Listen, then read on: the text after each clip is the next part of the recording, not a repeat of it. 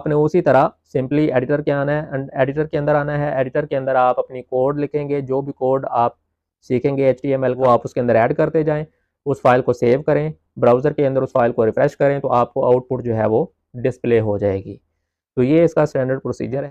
फिर कौन से टैग्स हैं, उन टैग्स को किस तरह से इस्तेमाल करते हैं, किस पर्पज़ के लिए कौन सा टैग इस्तेमाल करते हैं, ये सारी तफसीलात आपको यूट्यूब चैनल के ऊपर हमारी जो प्ले लिस्ट है लर्न HTML के नाम से, उसके अंदर आपको ये तफसीलात जो हैं वो मिल जाएंगी। आप वहाँ से कोड को सीखेंगे, उसको फाइल के अंदर ऐड करेंगे, सेव करेंगे, ब्राउज़र के अंदर आप उसको रिफ्रेश करेंगे तो आपको उसकी आउटपुट जो है वो नज़र आ जाएगी। इस तरह से आपने वीडियोस को देख के इस कोर्स को कंप्लीट कर लेना है। फिर नेक्स्ट आपका टास्क आ जाएगा CSS का और फिर उसके बाद आपने जावास्क्रिप्ट को सीखना है। इससे रेलेवेंट आपको सेटअप के हवाले से कोई भी इश्यूज़ आएँ या कोई भी क्वेश्चंस हों आपके, तो आप कमेंट्स के अंदर पूछ सकते हैं।